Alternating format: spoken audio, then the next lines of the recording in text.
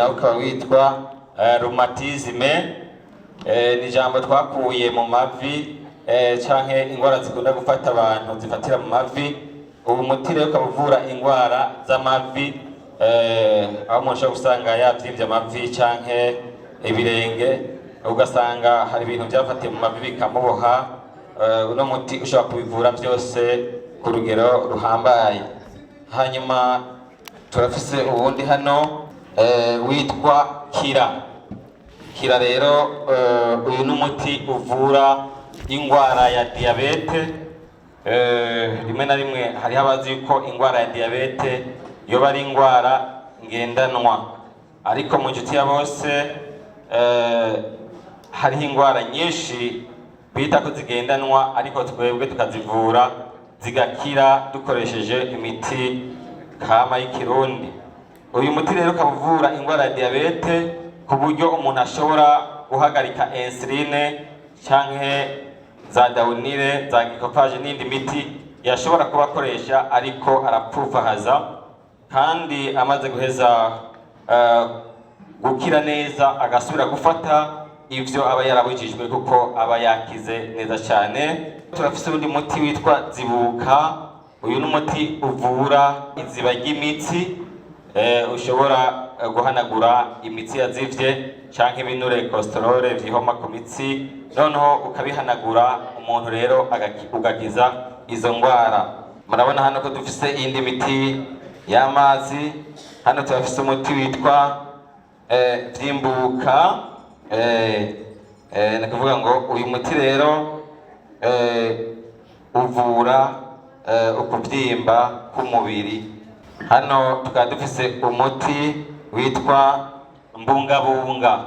Mbungabunga ni umuti uvura ingwara z'igitigu, rero ukavura n'ama hepatite.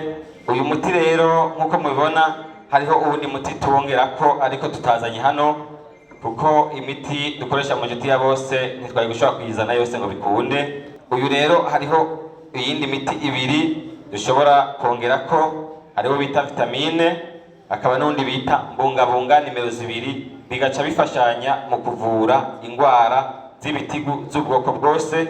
Umuntu n'ahaba amaze kugera ku rwego rwo kuba cirrhose canke urusina mu kirundi ashobora gukira neza cyane. Hano dufise undi muti witwa Izere. Uyu nawe ukaba uvura imitsi yazivye hamwe n'imisonga n'ubundi bubabare bw'umubiri. Bivuze ngo n'ubu ariko arababara aka kanya yumva imisonga acaza tugende tukamuhonjesha. Kanje rero nkaba natangiye kuvura kuva kera, kuva nkiri umwana, kuva mu 88 niho natangiye kuvura jewe ingwara. Gushika n'iyi saha turavura amibe, turavura estoma, turavura foie, hepatite B na C, tukaba tuvura hypertension iduga n'ijya itaduga iramuca muyumva iyo ariyo. Tukaba tuvura kandi hemoroide, kuko nayo nyene murazi kwibabaza, na cane cane yuko umuntu nubwo yoja kwivuza umuti kwa muganga w'ikizungu, kuko benshi birakunda kwama vyabagoye, ariko rero kubw'ivyo uwo muti urabavura 5 kuri 5. Uyu Tractrua ni wo w'ama infection. Mu kirundi gitomoye ni nzirya ndwara zifatira mu bihimba by'irondoka, umuntu akazariyaga, abenshi barabizi. No kuvuga rero niwo kenshi dukunda guca turabavuza.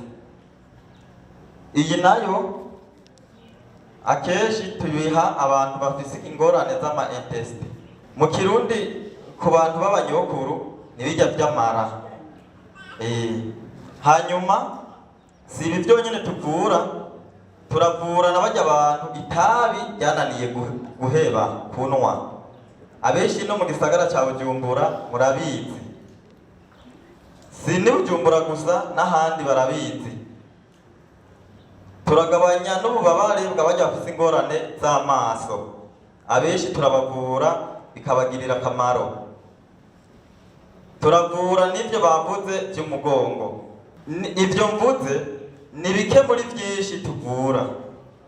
Duhereye kuri uyu dusanzwe duhingura muri Ampropramete nimubone ngutekeye muri uru rupapuro rusa n'umuhondo suyundi niyambatura yacu banyogokuru bahora baduha tukarigata sho twakoze gusa nuko twashoboye kugirira isuku tukawushira mu kintu ciza nawe ufashe iki n'umuti twakoze turi gata twese ukavura ingwara z'abana bya biturika byose tubona mu mutwe ku mubiri ugasanga umwana asa neza nta duturika agifise ni wowe uyu w'imbato umupfasoni yibungeze arawufata kugira ngo umwana afite amagara meza uyu ni umuti ufasha ibibondo hariho uwa kabiri mubona nifu y'amababi ya moringa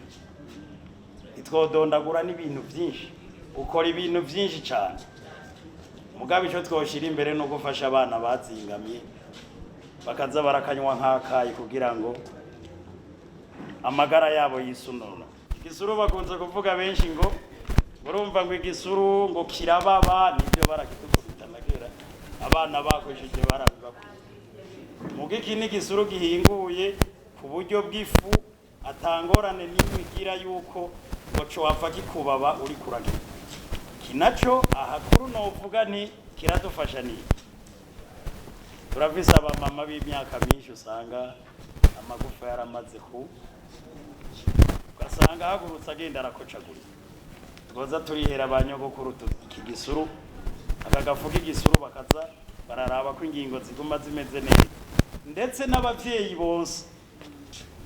bonse ukazosanga amaberebere aragoye kuboneka ngira ngo abadukurira barabizi ko umuvyeyi abura amaberebere kenshi uramwituraza kumuha igisuru yishirire mu cayi canke yishirire mu njya kujya bagira n'umunyu hanyuma azarira yoroherwa hariho uwo dufise ngaho usanzwe uvura ubwandu bwa hepatite B iyi nifu isanzwe ivura ubwandu bugoye gukira cyane mugabo n'umuti mwiza cyane ushobora gukoresha igihe ufise ubwo bwandu bw'umugera wa B ugashobora gukira neza turaza ngaha uyu n'umuti dushobora gufashisha umuntu atagishobora kurangura amabanga yabubatse neza nk'abandi bantu bivuye ku bugwayi butandukanye turafise iyi ni Charbo Active ni amakara asanzwe hajya twicaye ku miti gusa hajya amakara ducana n'umuti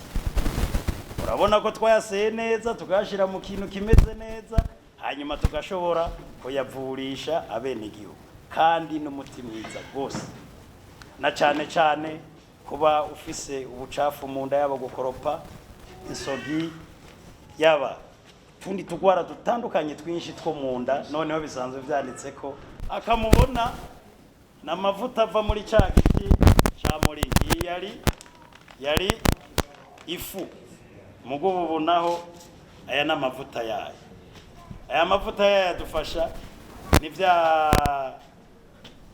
bifaranga kwa urubandu usanga kenshi umuntu rwamufashe ku mubiri uroga neza ugasiga ukazusanga umwenegihugu amerewe neza kandi ibi byose tuvuga bituma dushira ni ubuvuzi kama akamaro ni kenshi ibi byose ni ibintu biri ku mafaranga make gusa kuko ubundi yaba byari ibivuye hakurya y'amazi ntibyari kibuga hariho arowe dufashe utuntu twinshi ndetse ahanini twovuga nuko idufasha gukomeza no kugwiza abasoda b'umubiri wacu ibindi ni byinshi mugabo icyo nicyo twafatiye ko kurunagiko iyi n'umuti mwiza ni ingagari mwese muzi twarayirimye basogokuru barayirimye natwe tuyigwize n'idona uyu n'umuti ukozwe muki ukozwe muri ca giti twamye tubereka ifu ugakogwa muri ca giti twamye tubereka amavuta nawo harimwo ico giti harimwo yangagari harimwo amababi y'ipapayi harimwo imbuto z'ipapayi tukawukora kugira udufashe ya mibi gisibiki abantu bose inama numva bavuga ngo biravuga mu nda nduzuye inda urumva ko biba ari ingorane. Uyu mugabo gufasha muri ivyo byose, izo ngorane z'izo nzoka za amibe